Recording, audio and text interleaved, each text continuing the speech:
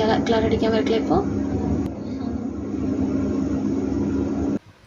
Hello மக்களே, இன்றைக்கி நம்ம நிலா ஷேப்பில் இருக்கிற இந்த டாலரில் தான் ரெசின் ஆர்ட் பண்ண போகிறோம். இதில் நம்ம பீட்ஸை யூஸ் பண்ணியிருக்கோம்.